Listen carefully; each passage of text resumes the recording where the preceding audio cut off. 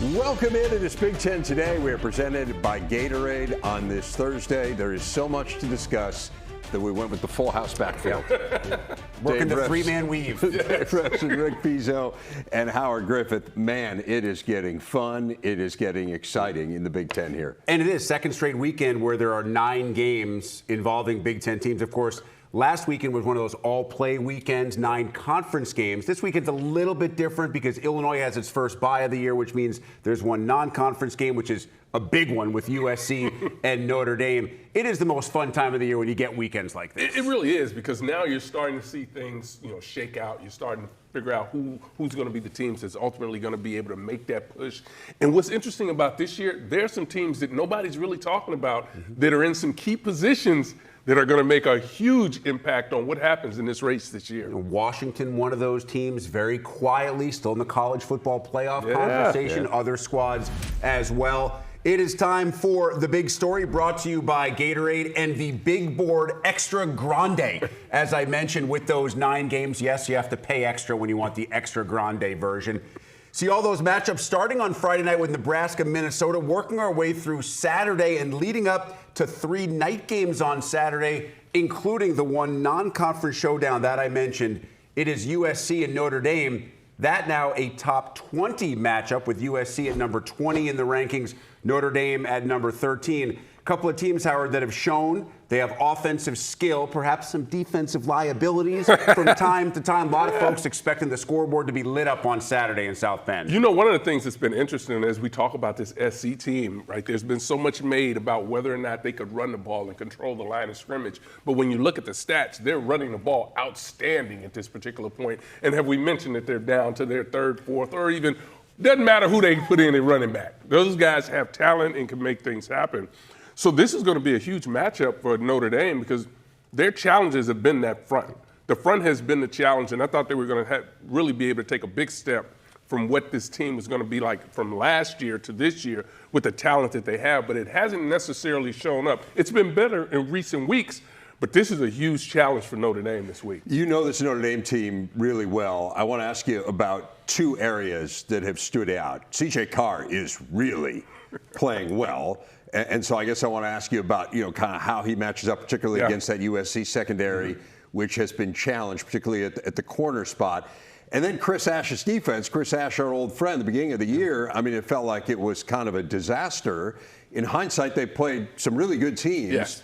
So now, these last few games, they played well. So give us a sense, kind of defensively, how does USC match up against C.J. Carr, and how does Notre Dame match up against? Yeah, I think with C.J. Carr, he is unbelievable. He is a elite talent when it comes to think about his youth and his ability to step in and compete at the level that he's doing it. But he's really, found himself in a good spot at Notre Dame because they can run the football. And anytime you have an inexperienced quarterback and you allow a run game, the type of run game that Notre Dame has, where they can hit the home run from anywhere on the field, that's going to allow that passing game to get open and be able to make some plays. They've got some guys in the wide receiver room who you think USC is impressive. These guys over at Notre Dame can make it happen as well.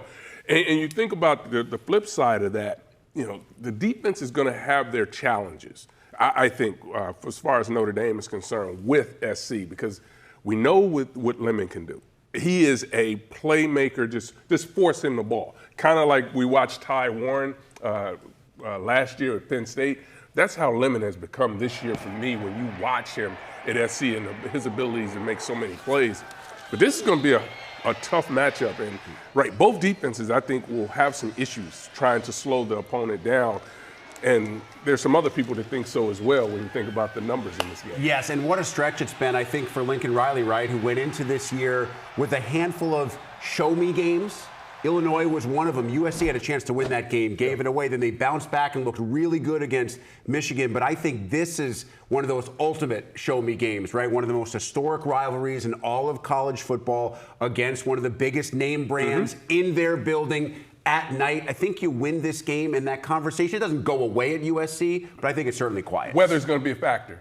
Yeah, it's supposed to be wet. Yeah, and by the way, SC might be wanting to get out of this Yeah, so I've heard. I think that's a conversation for a different show. For a different day, but wouldn't he like to walk, Lincoln Riley enjoy walking off the field in South Bend winning this one? Certainly would, I think, for a number of reasons, Right. not the least of which is what we're talking about here, college football playoff. Yeah. I mean, this is the defining three-game stretch. Absolutely. They Yep. came so close against Illinois. They dominate against Michigan, and now, man, if you can beat Notre Dame. Yeah. Right back in the mix. Yeah, Yep. I mean, absolutely. Like you think about putting a resume together, that's pretty good, particularly given how highly people think of Notre Dame after that 0-2 start. I mean, they're already up to number 13 in the country. Speaks volumes about how well respected they are. So that a huge game. How about our action on the Big Ten Network? We've got a double header on Saturday, kicking off with Purdue and Northwestern. Then Oregon battling Rutgers in primetime. All starts with countdown to kickoff, 2:30 Eastern, 11:30 Pacific. Note the unusual start time this week on the Big Ten Network and the Fox Sports app. Okay, so let's focus in on the Ducks. Coming off that loss to Indiana, their fewest yards in a home game in 20 years. Yeah. Now they get Rutgers, and let's just be honest, Rutgers offensively has been really good. Defensively, it's been just the opposite. So is this kind of the tonic that Oregon needs to get that offense well again? They've got to get well again, right? And you look at the way they played, really wasn't able to control the line of scrimmage, and that was a big problem for them. This is a game where they've got to go out from an offensive standpoint, really, and control this game. You talk about being able to take care of the football. They've got to get that done. Something that happened last week was uncharacteristic. They were forced into a lot of turnovers in that game. So now they're playing a Rutgers team, as you mentioned, can throw the ball all over the place and really makes plays. This is an offensive team. They also better be careful in special teams because Oregon will take it to the house on you, and this is another area that they've struggled in. So where we are accustomed to seeing Rutgers play football, great defense or really good defense, really good special teams, right?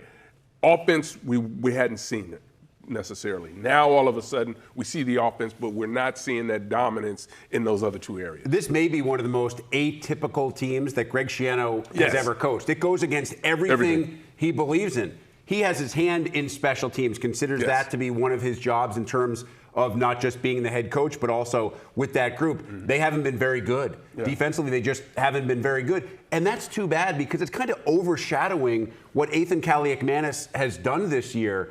You look past, his numbers are terrific. His ability to throw the ball downfield. Their receivers are remarkably underrated or at least undervalued in the sense that they're not talked about very much because they're losing these games, giving up 35, 40 points. It's all lost in the mix. And you just wonder how many points have to be scored in this game by either team to make sure you leave the banks with a win. A lot. It looks like that's what it's going to be, a lot. But I think it's great, though, because we've got a couple programs, Minnesota is like this, that are having to try to win different ways, right? We're accustomed to watching Minnesota win one way. Rutgers, we were accustomed to watching them win a certain way, but now they're having to rely upon offense. So I think it also speaks to just what happens year in and year out. You're not necessarily going to be able to do it the same way, and it comes down to being able to adapt your system, your style, and try to find wins that way. And I think the big thing is, from Rutgers' point of view, you just don't want to, I don't know if waste is the right word, but it's such a good offensive team. I mean, you mentioned Ethan Kaliakmanis, those wide receivers. Antoine Raymond is having a great year, too. I mean, they had nearly 500 yards of offense against Washington. 3 empty red zone possessions kind of did them in there. But, man, like, this is the offense they've been building toward, and the things that are the staples of the program, to your point, Rick, just aren't there. I just think it's interesting, right? Penn State loses that game to UCLA, and we say, well, they'll get back next week. Now, I know that the Oregon-Indiana game much different because Oregon was playing an Indiana team that's really good. But I think now everybody's thinking, well, Oregon's going to go and just throttle Rutgers because they're that good. Teams going 3 time zones have not fared well since this started a couple of years ago. Obviously, Dan Lannon will get that going this week. It is Oregon and Rutgers right here on the Big Ten Network.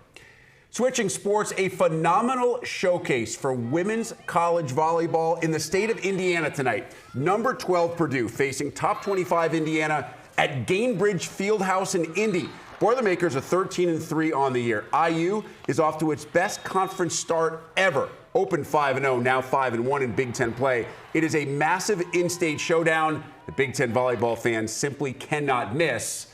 And we have you covered, because if you can't get to Indy, the Big Ten Discover Volleyball Challenge continues tonight with the Boilers and Hoosiers right here on the Big Ten Network. Then the Wolverines face the Wildcats. Our coverage begins at 7 Eastern, 4 Pacific, only on the Big Ten Network and the Fox Sports app.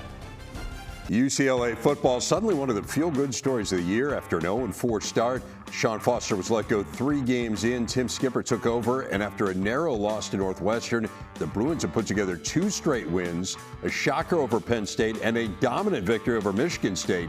They've averaged 40 points per game over their last 2 after scoring 14 per game in their first 4. How have they done it? Ashley Adamson looking to find out as she chats with Skipper in today's big interview. Coach, first and foremost, congratulations. It has been a joy to watch the joy around your program the last several weeks. It's hard to believe, I'm sure, that it was exactly 1 month ago that you took over as interim coach of the Bruins. And I'm just curious, what was the very first thing you did when you were asked to take over that role? Yeah, I mean, first thing I'll say, time is flying. I can't believe it's been a month. I really can't. It's such the grind from day to day. It just goes so fast, and it's amazing to get to the point where we are now. But the very first thing I did is told the guys we're going to clean the locker room. So that's where it all started for us. I told them that's our first opponent. That's the first team we have to beat is ourselves in that locker room. And I showed them pictures exactly how it should look, the actual lockers and the floor underneath them. And those guys went ahead and cleaned that locker room out, and it's been perfect ever since. So that was the start of this whole thing for us. That is a great story. Where did you kind of come up with that? Is that something that you had done before at Fresno State? Yes, and it's kind of the coaches I've worked with and played for. They've all been sticklers on how that locker room looks and exactly where everything should go, where your helmet should go, your shoulder pads, all the stuff. So I just kept that going, and I really believe that winning teams have clean locker rooms. I think they go hand in hand. So had to get that done immediately. I love that. I'm going to have you call my kids and tell them that about their rooms as well. Yeah, make the day. You have coached in a lot of different places for many years in many situations. What has stood out to you about this team in the last 3 weeks to 4 weeks? I will say this, in this NIL world and the transfer portal and kids are going to different schools and all that stuff, they're kind of getting that label like they can't take coaching, and when it gets hard, they're going to turn their backs, they're going to run away. That's kind of how people identify student athletes right now. But the way these guys have bought into what we're talking about, it has been awesome.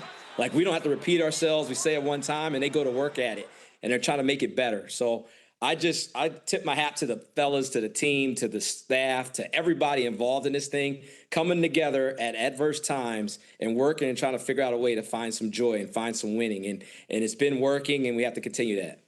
I love that. And, so much has been made about the offense, and we'll get to that. But I want to start with the story that probably isn't getting as much attention as it deserves, which is what your defense is doing under Kevin Coyle.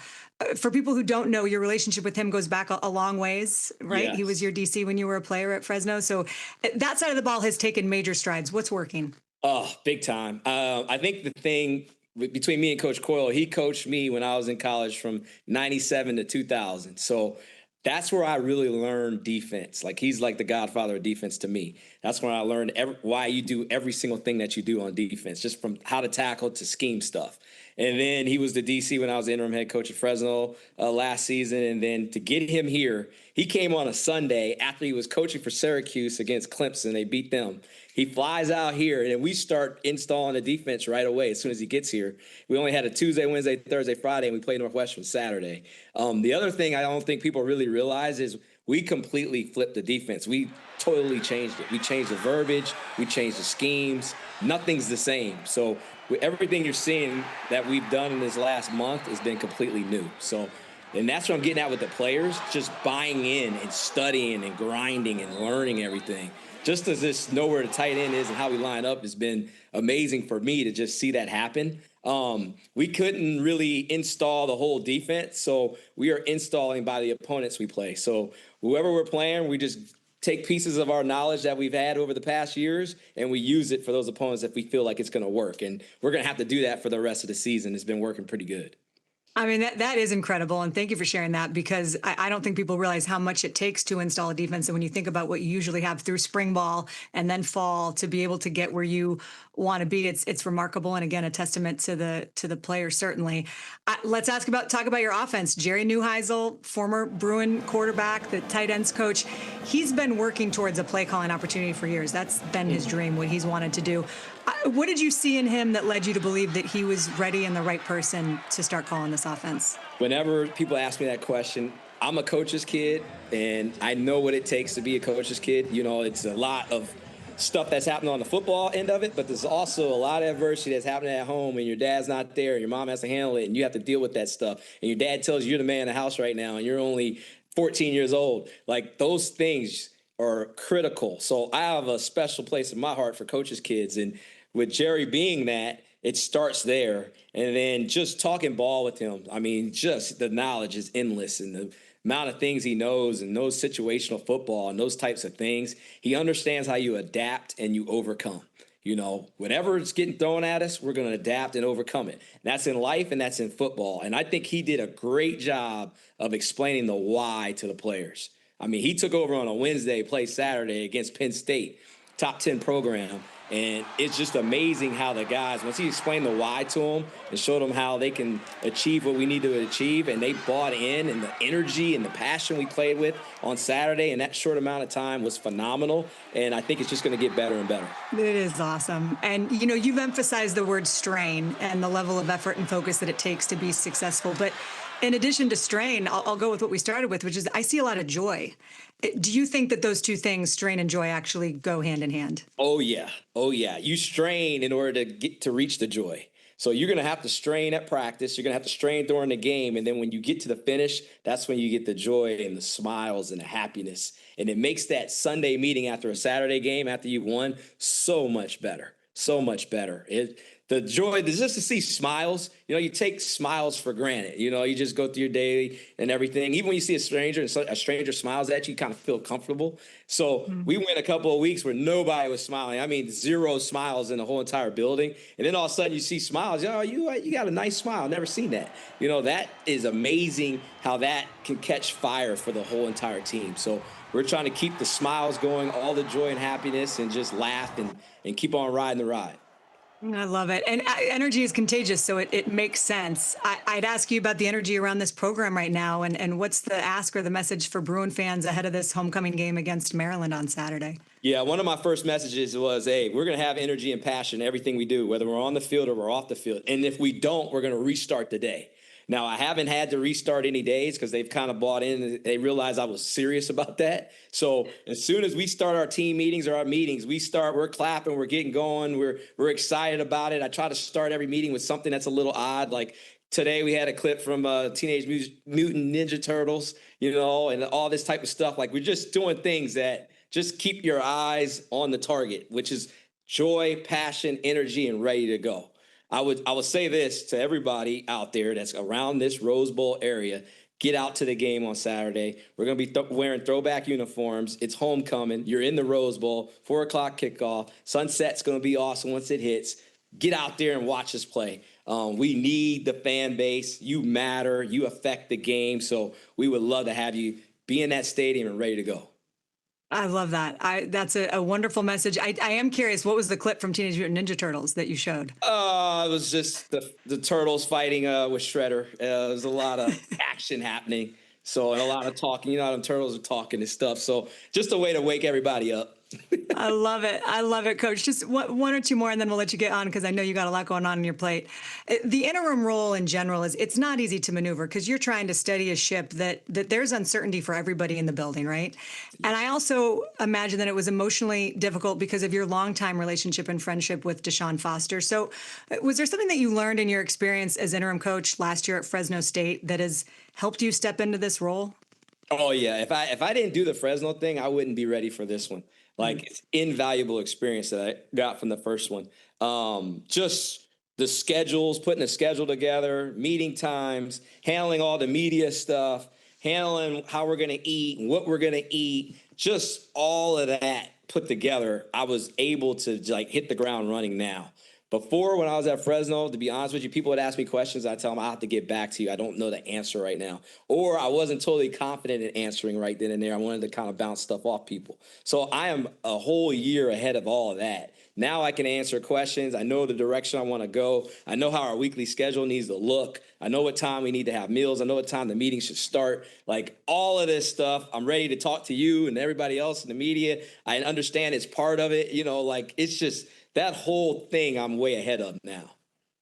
That is awesome. And that's the perfect answer, because I was going to say, it feels like you've been, doing media interviews since you were a little boy, the way that you were able to answer and help people understand what's going on. No, it's awesome. And your energy is infectious. A lot of people have said that, and I certainly can even feel that through the screen. So thank you for your time, Coach. I really appreciate it.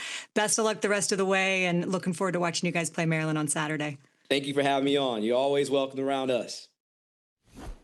Coming up Saturday, Big Ten Tailgate is live from Bloomington, Indiana. 2 full hours to experience the game day excitement surrounding the number 3 team in the country. All the fun begins at 10 Eastern, 7 Pacific on the Big Ten Network and the Fox Sports app. We have 5 minutes to ask Howard Griffith 5 questions. Oh, wow. I'm not very good at math, but I've been told that means we have 1 minute per topic. So I got to stop wasting time, and let's get right into it. Tailgate is in Bloomington to watch Indiana this year. They're number 3, but many people believe they could be the best team in the country. Howard, what one word would you use to describe the 2025 Indiana Hoosiers? Dominant. When you watch this defensive line, when you watch them run the football, they really dominate and control the game. And then you can work from inside out, truly, when you think about this team, the way they're playing. They have elite players, in my opinion, and they've proved it each and every week. It's strange. I'm saying elite players in Indiana. They have a lot of these guys that are making huge impacts for them. But you look on the defensive side, you look at a guy like Pons, a corner, one of the best corners in all of college football, and plays at such a high level. You think about what Mendoza's been able to do at the quarterback position, and even overcoming some adversity when he has that opportunity, and a defensive line that stays in the opponent's backfield. This is a team that really has really been impressive to watch. Jones and Fisher, maybe the best linebacker combo in the country, not just in the Big Ten. And we got some good ones inside the Big Ten. Can we go with proper names? I mean, I'd go Signetti. Yeah. Is that a word? Does that count? What has impressed you the most about Ohio State's undefeated stuff? It's really, when you think about Ohio State, right, there are all the questions surrounding the quarterback situation. How is he going to adapt, a young quarterback? That's a tough position to get comfortable with. Then we know how great they are at the wide receivers. The running game is coming along. But for me, it's been the defense. It's really what they've been able to do. And I really point to a couple of weeks ago when they played Washington, and you think about what they were able to do against a quarterback that really creates problems for people in Damon Williams, to really keep him corralled for much of that game. They probably have the best linebacker crew. Indiana would argue. I was going to say some folks in Columbus may be calling my cell phone if they have the number right now. They might be arguing with you. But it's the way they're able to use the pieces that they have on that defense. You guys have heard me talk about it. It's not so much the scheme, it's about the matchup, and that's what they're able to do. They really put their guys in great position. Hey, it was an out-of-the-box hire to go with Matt Patricia. Certainly working out pretty well right now for the Scarlet and Gray. Yes. Let's look at Nebraska. Obviously, a lot of talk right now with the Huskers and Matt Rule being linked to Penn State. He's obviously trying to push that away, just focused on the year. Big-time game, and a really important game, I think, this weekend for Nebraska against Minnesota. When you look at the Huskers, which player to you has stood out the most? Emmett Johnson, the running back, has really done a tremendous job. And you even go back to last year when he really jumped on the scene, when he started to get his opportunity. He's taken full advantage of it. You talk about a young man when he runs the ball, he runs it with purpose. He's going to get downhill. He has outstanding balance and vision. It really allows this pass game, to me, to be able to do some of the things that they want to do. But it starts with this young man, and him catching the ball out of the backfield as well is outstanding. So to me, he is the key, and really the reason I think this offense is playing so well. First in the Big Ten in scrimmage yards per game, and to your point, they dump it off to him so much. Not really a vertical passing game. He's such a great receiver. He has been phenomenal. Maryland, they've gone from 4-0 to 4-2, and these last 2 games have been painful because they've had the fourth quarter lead in each one of them. So as they try to kind of shed that label of a great September team and not as good down the stretch, what's the biggest thing they need to do here the rest of the way? They've clearly got the first 3 quarters figured out, right? They've got that. So now it's about playing in the fourth quarter. Unfortunately. Being able to finish games and giving them 4 quarters. And they've made strides. Listen, they're making strides because there was a point, and you just mentioned the record is still the same when you talk about getting into conference play. But they didn't play as well, I thought, as a team in those games overall. They would have spurts here and there, but now we're seeing them have consistency and being able to put that together. Now they've got to be able to finish, and that's the issue, trying to finish, and that's where they got to get to. They win a couple more games here. They're going to look back at the last 2 weeks and think what could have been. What could have been, Seemed right. very easily, just a couple minutes away, a couple plays away from being 6-0. Washington, Michigan. I mean, this game has so many implications in so many different ways. What will be the biggest factor in who wins the game? Michigan's defense. Michigan's defense will be the factor because if they can find a way to control DeMond Williams, that'll put them in a great spot. But there's so many athletes that are on this Washington team that I think things are going to be determined by Michigan's defense. They've got to be able to step up and stop the run. That's one of the areas that they struggled with a little bit last week.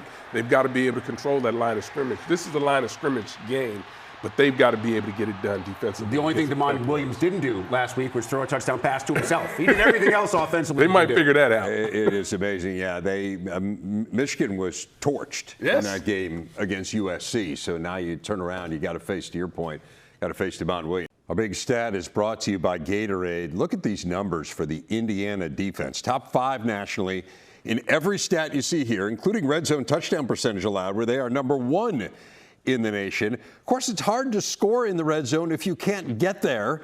How about this? In 6 games, opponents have only entered IU's red zone 6 times, fewest in all of FBS. And pleased to be joined now by Fox Sports lead game analyst Joel Klatt as we break down the world of Big Ten football. And Joel, let's start with what I think is inarguably the biggest story coming out of last weekend. That's Indiana going on the road, getting its first ever top 5 road win in program history, knocking off Oregon. What do you see? Like, I look at Indiana and I see a team that I believe could be a national champion. Do you see them the same way? 100%. 100%. And that's why, you know, this win, as big as it was, I don't even think has been framed properly throughout the country. I think there's still this element, Rev, of like, oh, you know, yeah, that's a legit team. No. See, if anybody else went and did that to that Oregon team and went into Autzen Stadium where they've won, 41 of their last 42 or something along those lines, and then they physically beat them up, and the score was actually not indicative of the game that we watched, everyone would immediately crown, you know, Ohio State, or if Michigan did that, that are the national champion. They're the number 1 team in the country. And yet there's still this apprehension with Indiana. It's like, well, do we actually put them in the national championship category? And the answer is unequivocally yes. Absolutely. They are so balanced on the offensive side. They can attack you wherever they want. They've been able to run the football, throw the football, whether it's short or deep. Mendoza has been tremendous. And then the real revelation is the physicality of their defense. They got after Dante Moore and that offensive line for Oregon, which had been very good up to this point. And so that defense with Bryant Haynes as their defensive coordinator is what makes them more real to me. And certainly a team that can beat anybody any given day. And when you look at the rest of their schedule, Rev, what's stopping them from being 12-0, facing, you know, maybe Ohio State and Indianapolis in the Big Ten championship game for the right to have the number 1 seed overall in the college football playoff? I think that's where we're headed. Yeah, I'm with you. Okay, so let's talk about them with up against Ohio State, right? And we're talking about, hey, should they be number 1? They probably have the best resume, probably have the best win in the country. I know you do a poll every week. You've still got Ohio State 1 and Indiana 2. And, hey, Ohio State's the reigning national champion. They've done nothing to fall out of that spot. And I think there's kind of the argument that to be the man, you got to beat the man. But you make that decision every week. You put Ohio State ahead of Indiana. So what do you think separates them? Maybe we're splitting hairs here, but why do you still have Ohio State ahead of them? Well, So the first premise is I don't think we're splitting hairs. For me, Ohio State at 1 is very easy. And the debate is between resume and performance, what happens with Indiana and Miami at 2 and 3? I think Ohio State has actually separated themselves out. And the reason is not only are they the defending national champion, but they're better. And the defense, more specifically, is better. That's the best singular unit in college football. And they have gone out there and they have made good football teams look very average. One of them's Washington. I'm preparing for that Washington-Michigan game for this week. I'll be in Ann Arbor in the Big House. And Washington's offense is one of the better offenses in all of college football. Damon Williams is one of the most electric, elusive players in all of college football, and he went for just under 1 million total yards against Rutgers last Friday night. You know what he did against Ohio State? Virtually nothing. Yeah.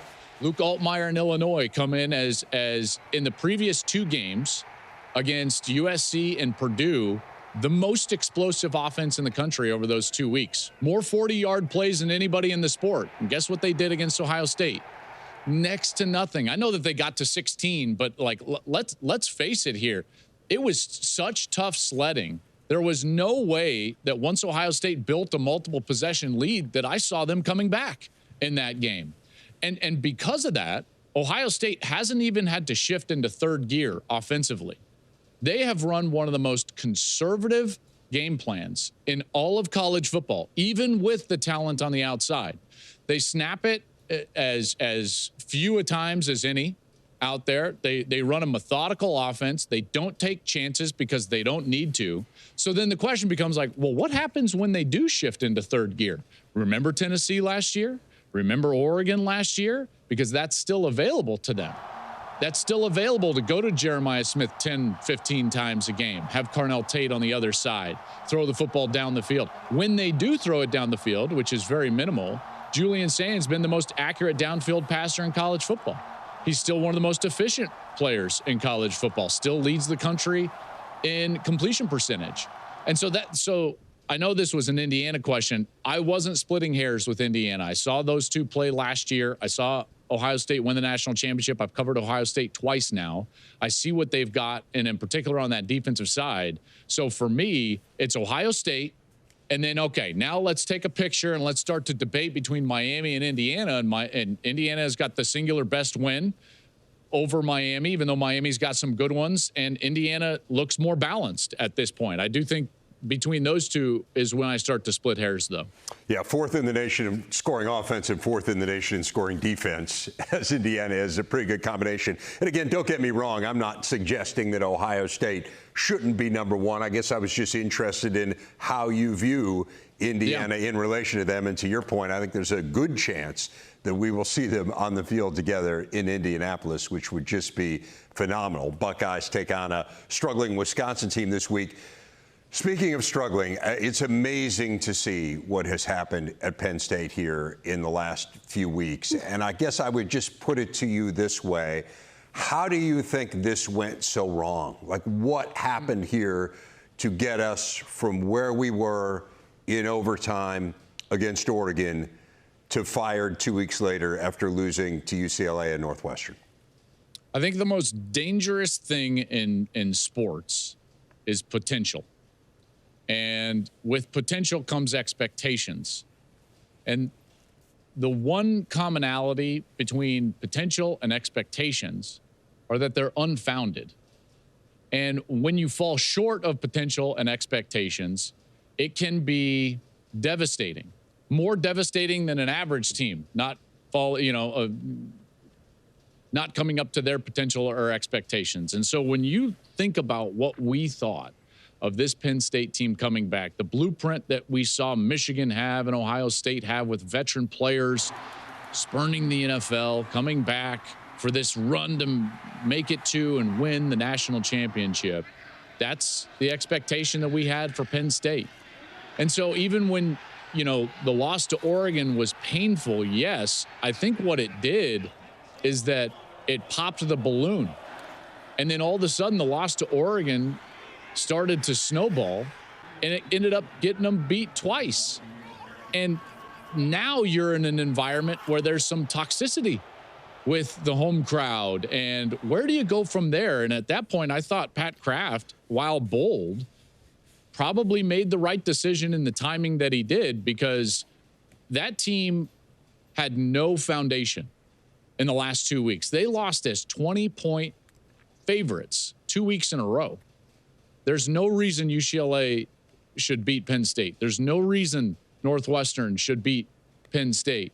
And so something was amiss, something was wrong, the foundation was cracked. And I think part of it is the lofty potential and lofty expectations. When those are not reached, that fall is heavy and it can be hard, and they did not deal with it well. We've seen teams, for instance, like Ohio State lose to Oregon last year on the road in what was an emotional game, but they got better off of that, not worse.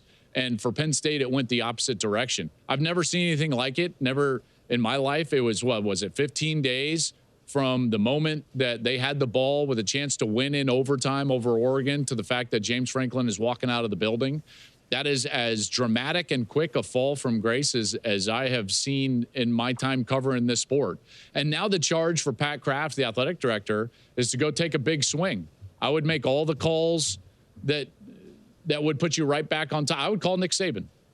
I would call Dan Lanning and Marcus Freeman and Kurt Cignetti, and I would take the biggest swings possible throughout the country, because in his mind, he's got to view this job. And by the way, I kind of view this job this way as well, as where Georgia was with Mark Richt, not reaching expectations, and maybe there was a cap on what they did at the top end, but we knew this was a really good program, and they had achieved a lot, but just not the highest amount of achievement. And who's going to be the guy that comes in and takes that cap off of the program and gets them to the next level? And I think that's what Pat Kraft has to identify, and he's got to go out and ultimately choose.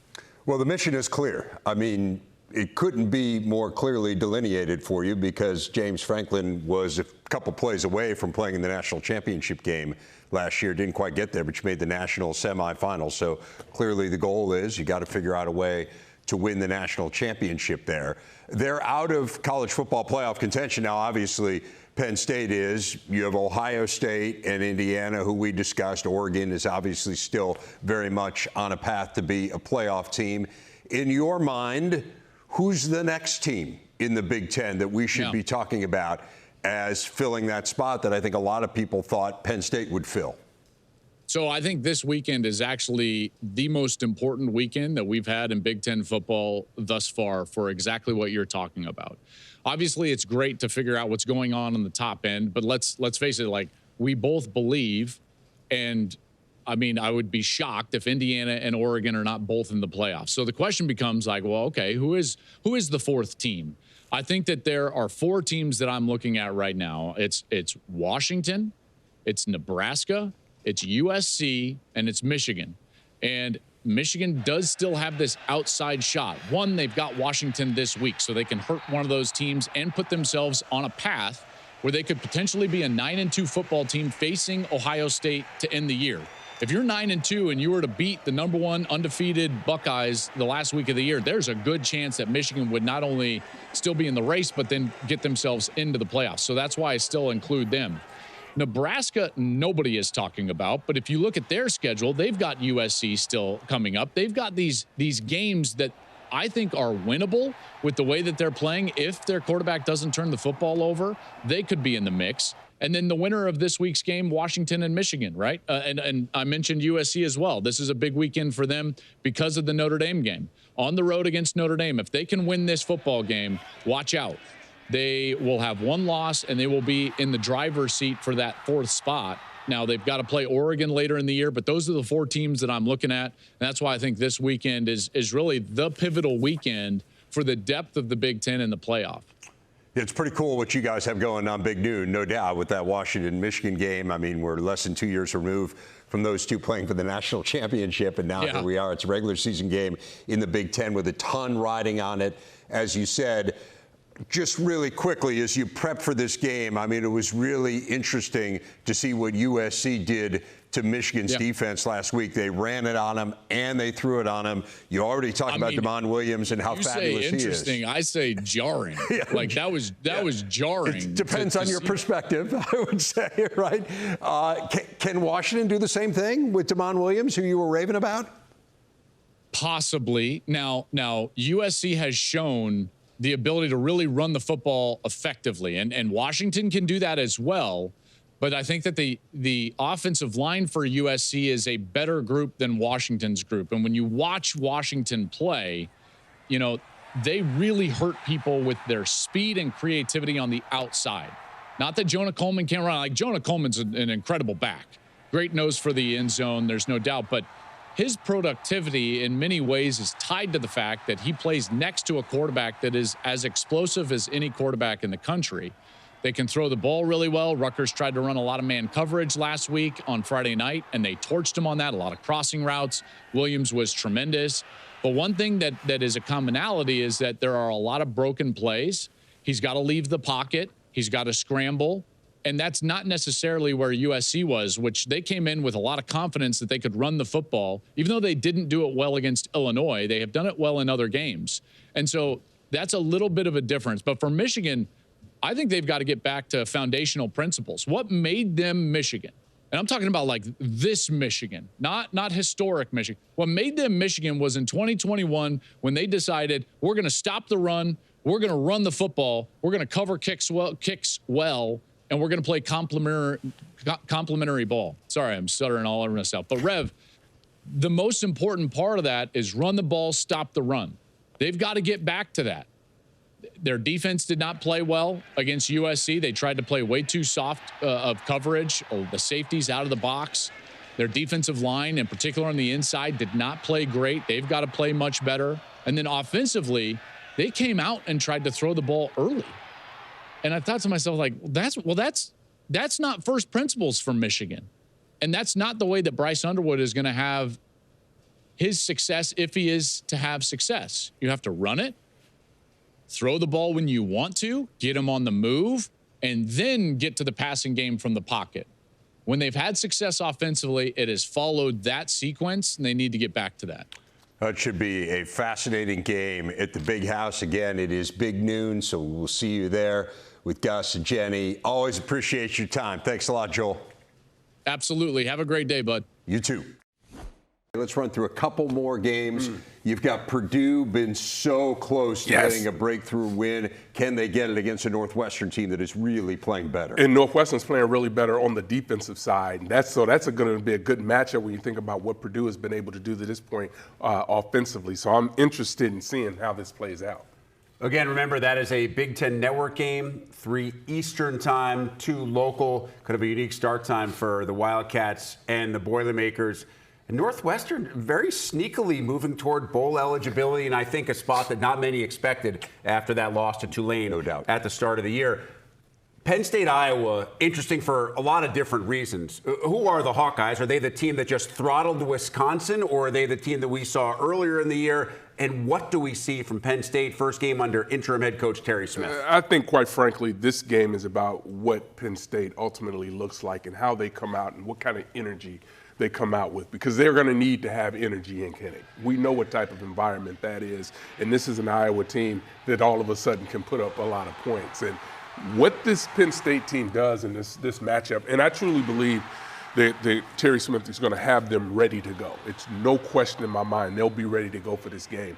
But they'll still have to go out and play and perform. Welcome to the job, Coach. You got a brand new freshman starting quarterback. Iowa just drilled Wisconsin, and you're inside Kinnick. Best of luck. Yeah, 39 college snaps. Yes. Ethan Grunkemeyer. Yes. Now you get to start in Kinnick Stadium. Good luck. Big Ten today. Tomorrow, Rick will be here with Wani and David Braun, yes, their special guest.